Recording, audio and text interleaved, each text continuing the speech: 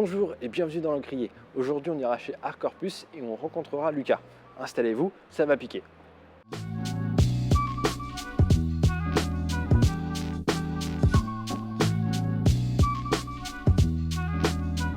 Donc, commençons par Arcorpus, un shop situé dans Paris avec des tatoueurs et des perceurs. C'est assez varié, nous on va juste se focaliser sur David Morrison.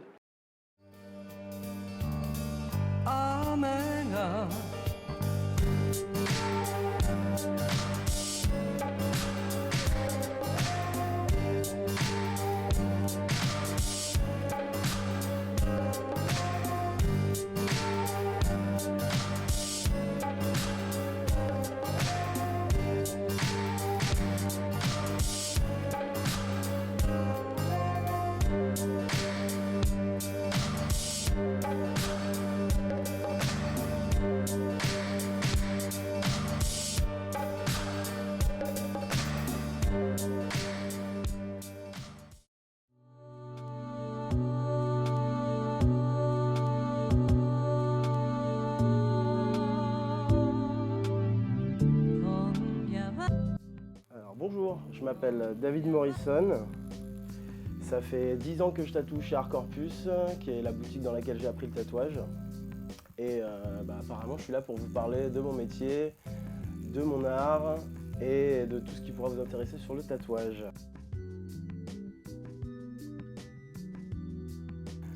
Alors moi, j'ai commencé à m'intéresser au tatouage très jeune. En fait, j'ai commencé à faire de la musique, je devais avoir 12-13 ans.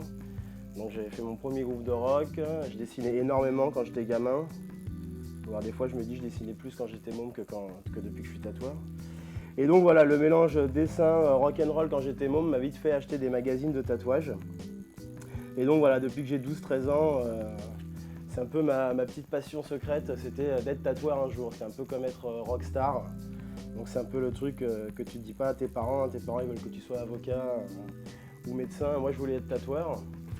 Donc j'ai fait plus tard une école de graphisme pendant 4 ans, j'ai travaillé dans la pub.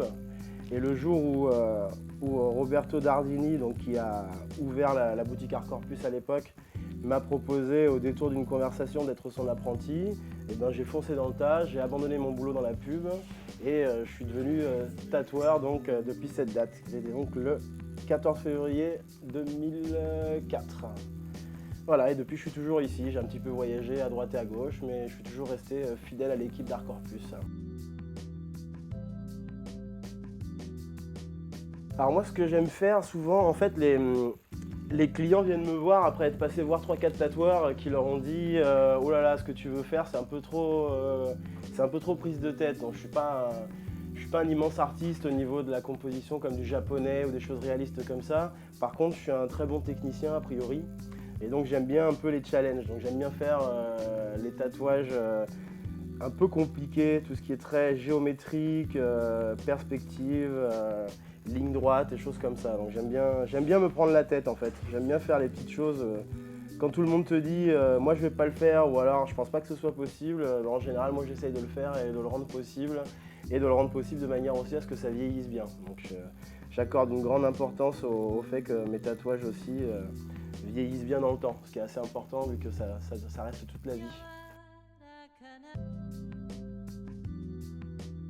Alors moi je suis pas un grand accro de la machine de tatou, enfin c'est-à-dire dans le sens où je connais pas grand chose. Hein. Il y a des tatoueurs vraiment techniciens de la machine, vraiment des bons mécanos qui collectionnent les bécanes et tout. Moi c'est vrai qu'en général au niveau des machines, bon, c'est souvent des machines handmade comme on dit, hein, fabriquées à la main. Donc j'ai des machines faites par Karl Mark qui est assez connu. Là j'ai une machine de Mike Pike. Et puis j'utilise cette petite rotative toute bête pour faire tout mon boulot de point, de dot work comme on dit. Qui est un peu en ce moment ma technique de prédilection. Donc voilà, donc je suis assez limité au niveau de mes machines, hein, j'en ai pas 10 000 non plus. Même si j'ai l'air d'en avoir quelques-unes accrochées au mur, j'en utilise que 3, je pense que j'en utilise que 3 dans le lot. Donc voilà, moi, ce qui fait un bon tatou, c'est le tatoueur derrière. Mais après, avoir quand même des bonnes machines, c'est quand même un petit peu important. Hein. D'autres vous le diront mieux que moi.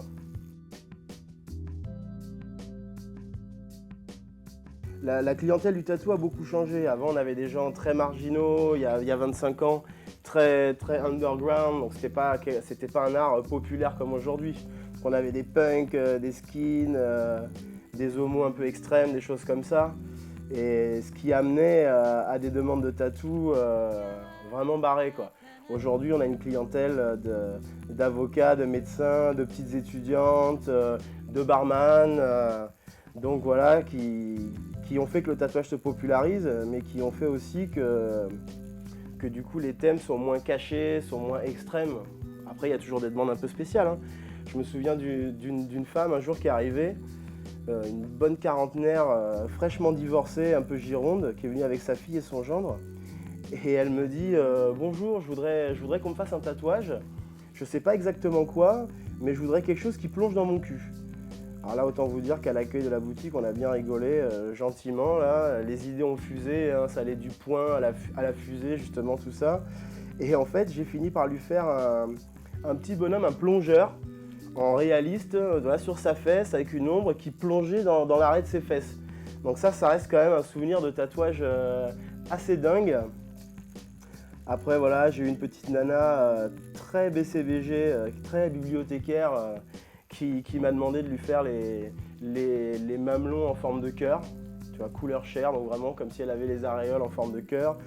Et voilà. Et au passage aussi, j'ai tatoué pas mal de zizi de mes copains, donc pas très douloureux, mais toujours rigolo. Donc voilà, ça va du bisou à usage interne. Pas mal de choses rigolotes comme ça, quoi. Après, les tatouages les plus barrés, on se les fait souvent entre tatoueurs à l'apéro, un peu sous. Chose à ne pas reproduire à la maison, comme on dit. Alors, un conseil par rapport à l'entretien du tatou, alors c'est assez aléatoire entre guillemets. Enfin voilà, chaque boutique a son protocole, chaque pays a sa façon de cicatriser. Les Américains vous diront ne mettez rien sur le tatou, le corps va faire le boulot tout seul. Nous, on conseillera selon le tatouage. Par exemple, si on va avoir un tatouage en couleur, moi je conseille de garder le cellophane qu'on applique en fin de séance une nuit, ce qui va permettre au corps de vraiment expulser le surplus d'encre qu'il a. Et ensuite de bien savonner le tatou et de commencer à mettre de la crème 3 ou 4 jours après la séance, histoire que le corps commence déjà naturellement à faire le boulot et après que nous on hydrate derrière. Après, encore une fois, il est toujours conseillé de mettre pendant 2 bonnes semaines, 3, 4, 5 fois par jour une fine couche de crème, chose que les tatoueurs souvent ne font pas. Mais voilà, après il y a toujours cette histoire d'exposition au soleil. Donc la première année du tatou, faut vraiment faire gaffe parce que la première année, la peau est encore jeune. Donc le temps que le tatouage s'installe dans les couches un peu plus profondes de la peau. Ensuite, le tatouage, c'est un pigment et comme tous les pigments, c'est sensible à la lumière. Vous avez qu'à voir de vieilles affiches dans une vieille vitrine. Au bout de quelques années, les affiches sont toutes délavées. Donc le pigment, ça réagit à la lumière. Donc la première année, il faut vraiment faire attention d'appliquer un écran total, un bon indice 50 sur le tatouage. L'idéal, ce serait de ne pas aller au soleil, hein, mais moi, je me suis jamais empêché de vivre pour un tatou. Je trouve que c'est un peu dommage. Donc voilà, faire gaffe de ne pas se choper des coups de soleil dessus la première année. Et puis voilà, hein, après, il faut quand même vivre, je pense.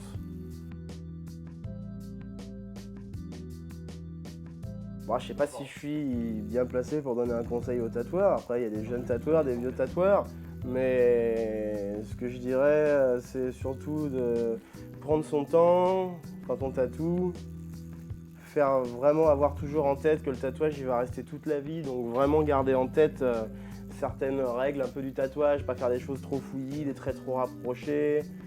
Et surtout ça, des motifs, pas faire des motifs trop petits pour que la petite silhouette d'oiseau dans 10 ans ne se transforme pas en énorme tache sur un poignet. Donc je pense que c'est surtout ça, quoi. Il faut vraiment respecter les règles de taille du tatouage, de trait, pour que le tatou vieillisse bien. Après, chacun a ses techniques, chacun a ses façons de faire, chacun a son style. Mais ce qui est important, voilà, c'est qu'un tatouage, dans 10 ans, il ressemble toujours... pas comme au premier jour, mais que dans 10 ans, ce soit toujours ton tatou, que ton aigle soit toujours un aigle, et ta sirène toujours une sirène, et pas un vague macro posé sur l'épaule, quoi.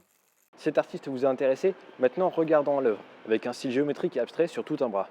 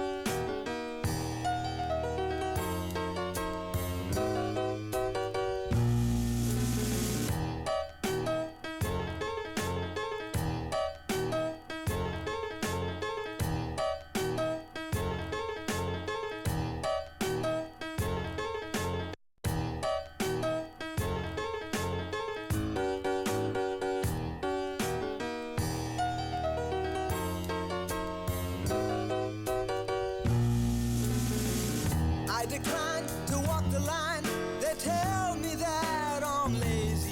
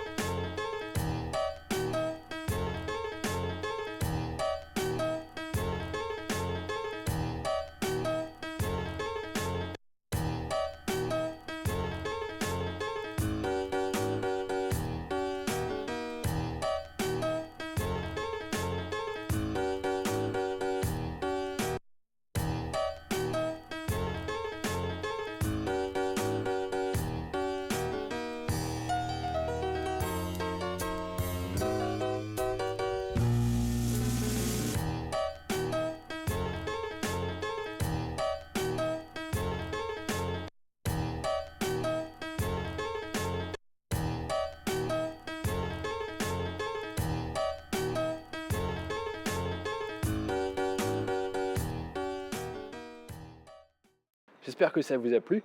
Maintenant, on va quitter Art Corpus pour aller rencontrer Lucas, qui va nous parler de son approche du tatouage.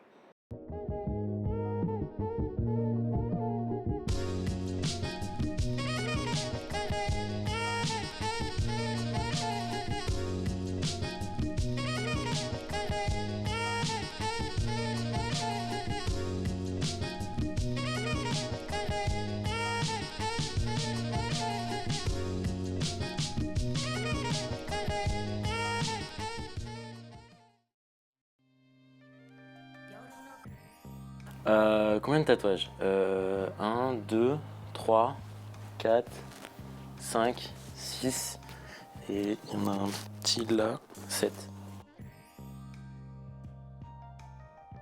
Mon premier tatouage, c'est celui qui est là.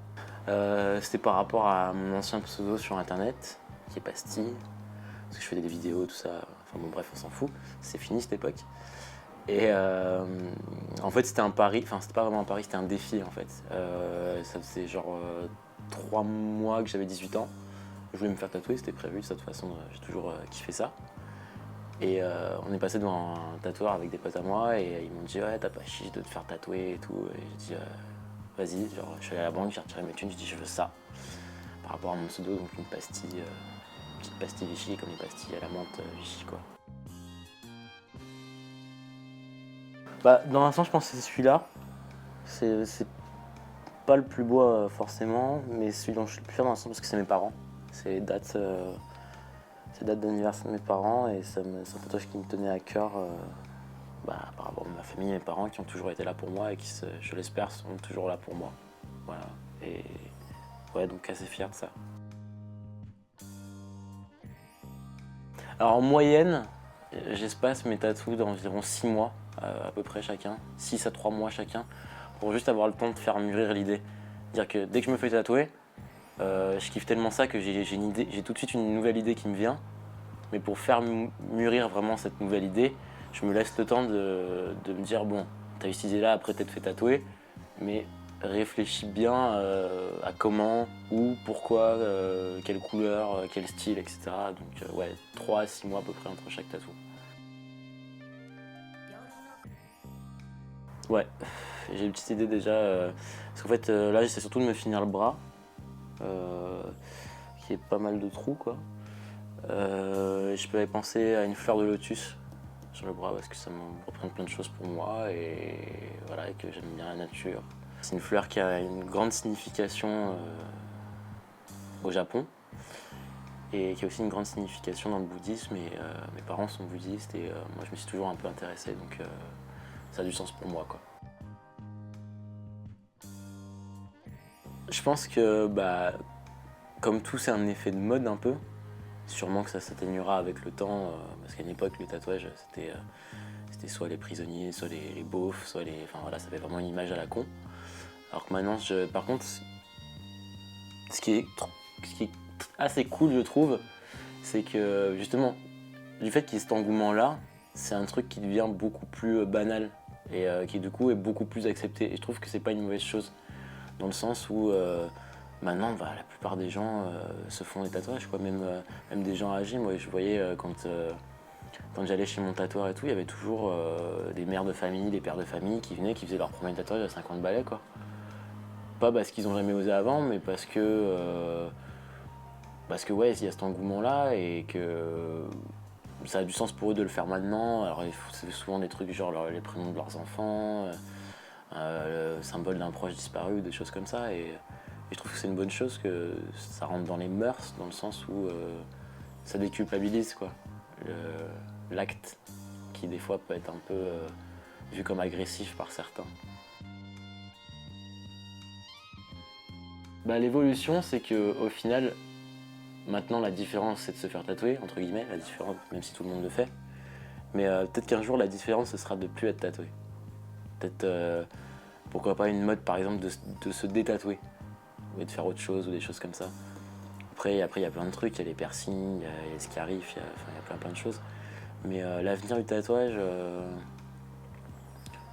déjà que ce soit reconnu vraiment comme un art et que ce soit pas vu que juste comme de la peinture sur les bras, quoi. Ce serait cool. Après c'est comme tout, il y a des extrêmes, donc je pense que c'est un peu comme toutes les modes ou comme tous les engouements qu'il puisse y avoir pour certaines choses, c'est que ça va faire des vagues, quoi. C'est-à-dire qu'il y a peut-être un moment où ça va toucher quelque chose d'extrême, comme on peut voir des gens qui se font tatouer les yeux ou des parties du corps assez improbables. Pour après, je pense, revenir à quelque chose de plus calme. Et après, c'est dans les techniques, je pense que ça va beaucoup évoluer aussi. Comme ça a beaucoup évolué déjà depuis quelques années. Déjà, maintenant, il y a les machines qui font pas de bruit, donc j'ai oublié le nom. Ouais, rotatif, c'est ça, c'est les rotatifs qui font pas de bruit. Au niveau des machines, au niveau du style surtout, je pense. Au niveau des encres. C'est vrai, putain, t'aurais dû faire une interview à ma place. Ouais, c'est vrai, il a raison. C'est mon pote qui est là, il a raison. Au niveau des encres, c'est vrai. Des nouvelles couleurs, peut-être les encres phosphorescentes qui soient dans la nuit, des choses comme ça.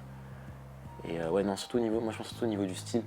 Parce qu'il y a plein de nouveaux styles qui sont en train d'émerger, que ce soit des trucs qui sont inspirés de l'art moderne ou de l'art contemporain tout simplement, ou des choses beaucoup plus minimalistes avec juste des traits, etc. Et je pense que ça va être à force vraiment un prolongement du corps. Je commence par mon salon préféré, qui est un salon qui se trouve à Marseille, qui s'appelle Morvan Inc., qui est un super salon qui fait des tatouages à la pièce, ce qui est très rare maintenant de nos jours, et à un prix vraiment abordable, qui est plutôt dans le traditionnel et l'old school, new school. Donc des tatouages très colorés, assez imposants, avec des trucs assez classiques, les encres, les dagues, les choses comme ça. Donc Morvan Inc. qui est à Marseille, il faut y aller. Autre salon, de toute façon j'ai que 2 salons en soi, après c'était juste des trucs comme je suis passé comme ça. Autre salon qui m'a fait ce sablier, ce petit chat, qui s'appelle La Troisième Main, qui se trouve à Paris vers Pigalle, qui est un petit salon qui a ouvert il y a quelques mois, qui sont super sympas. En plus c'est un salon concept dans le sens où ils font des fringues aussi, etc. Enfin, ils travaillent vraiment leur design, ils font des événements, des choses comme ça. Et ils sont super accueillants, super cool, super ouverts. C'est beaucoup du noir et gris, blanc. Et c'est plutôt un style, je dirais, comment dire, dans les formes, plutôt dans tout ce qui est graphique, voilà, c'est le mot. Donc assez intéressant, mais qui en même temps mélange plein d'univers, du gore, des trucs donc beaucoup plus graphiques, des trucs beaucoup plus abstraits, des trucs assez précis aussi, avec pas mal de détails assez fins, et un peu du dot aussi, qui est assez cool. Voilà, l'émission est terminée. Merci aux participants, merci à mon caméraman. N'hésitez pas à vous abonner à la chaîne et bien évidemment, tous les liens sont dans la description pour les tatoueurs. Et moi, je vous dis à très bientôt.